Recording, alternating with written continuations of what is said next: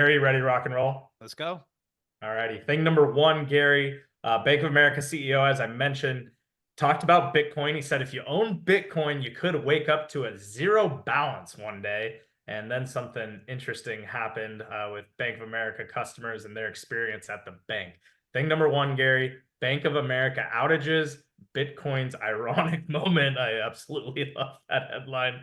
Know exactly where we're going. Yeah, oh yeah. And you know, the behavior of our big bank CEOs regarding Bitcoin has been absolutely hilarious.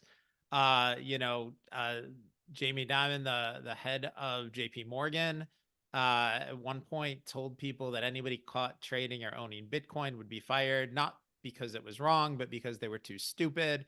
Yeah, now they're trading in it. BlackRock made, similar kinds of comments that it was a fraud until they figured out, oh, wait, we could make money from an ETF. Yes. But the absolute best in this situation was Moynihan, um, from Bank of America. And you, Rob, you got the quotation right. His quotation is Bitcoin is highly speculative. You could wake up one day and your account would be worth zero. Well, last Wednesday was a bad day for Bank of America customers. Their systems went down by I mean the bank systems, not the customer systems. And so people who tried to access their banking apps or their online banking, guess what they saw, Rob? They saw the balance in their account was zero. That would be the balance in their Bank of America account, not the balance on their Bitcoin. So, boy, that's kind of interesting. Apparently, Bitcoin is more stable than Bank of America. Apparently, the probability that your Bitcoin account is worth zero is less than that if you're running Bank of America. So, my advice, one of the things that you learn in the hedge fund business is how important it is to avoid hubris. We have all had the situation where we've seen somebody do something that we consider unwise and it doesn't work out and they lose a lot of money in it. And what you'll find is that most of us tend to be very polite and very quiet in those moments when somebody's hurting, when somebody's taking a big loss. You don't call them and say, hey, I heard things aren't going well. How were your returns? What's going on? You just don't ask the question. You leave it alone. You don't make fun of somebody for getting a stock pick wrong, because guess what happens, Rob? Guess who's the next person that the universe will punish for that Happens to behavior? everybody. Yeah, it's going to be you. And so, it's really important in everything you do, but particularly in finance, to avoid hubris, because when you think you're bulletproof, when you think you can't do anything wrong, when you think everybody else is the idiot all the time, the universe will find a way to arrange itself to disabuse you of that particular notion. And so, the CEOs of these big banks and big investment firms, they all took their shots at Bitcoin and they've all ended up eating their words. Um, Bank of America should not be saying Bitcoin is a potential zero when their customer accounts are showing zero. Um, More than anything, though, here's Rob. This is the key point of all this. I'm just going to skip to the end before you can even ask the question. This is why deep knowledge investing constantly says you should have some assets outside of the financial system, right? And I don't recommend, packing your mattress with cash. That was the old way that, people used to keep assets outside of the system. And the reason I don't advise that is because the purchasing power of those dollars will decline, and they're declining rapidly, but it's going to decline over time. But owning physical gold, owning Bitcoin, and having self custody, right? That old expression is correct. Not your keys, not your coins.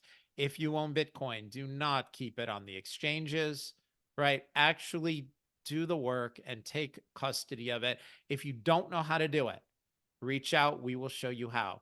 If you are willing to commit to just 1 hour, we have a guide for you that will walk you through it step by step, how to self custody your Bitcoin. It'll take an hour. I get it. You're going to be nervous at first because you're not sure, but the truth is, you test it first with like $10.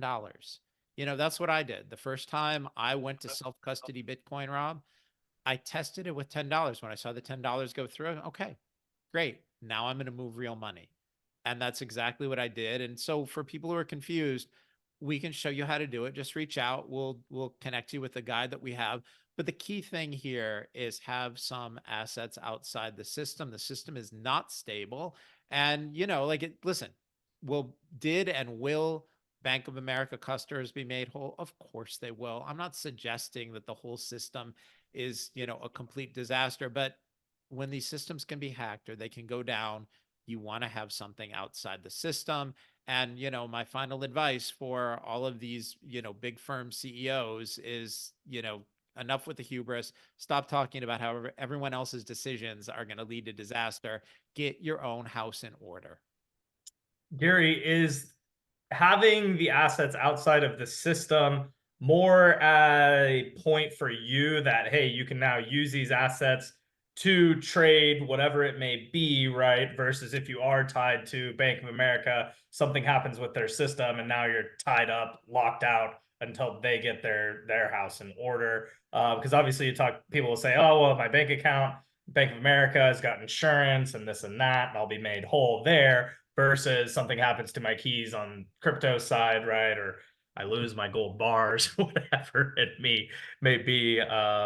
So yeah, curious on your thoughts there. Yeah. So Rob, these what you're asking is the right question.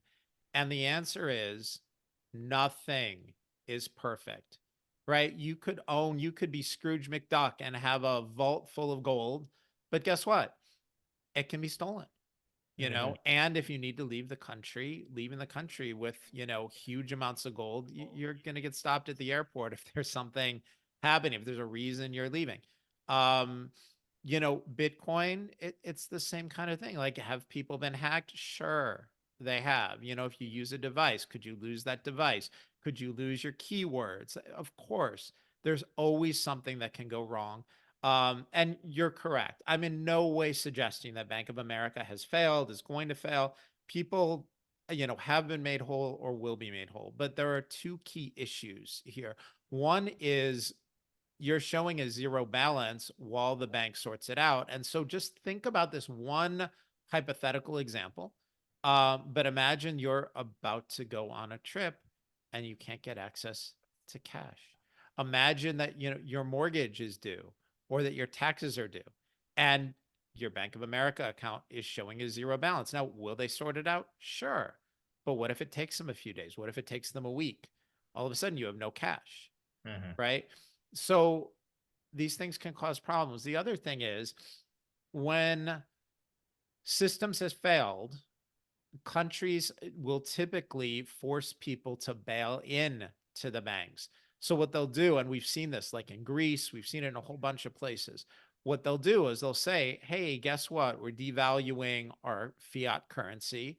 And your money in the bank, it instead of being worth X, it's worth Y, where Y is a lower number. And we'll give you access to some of it. We'll give you enough to buy groceries, but it's staying in the bank.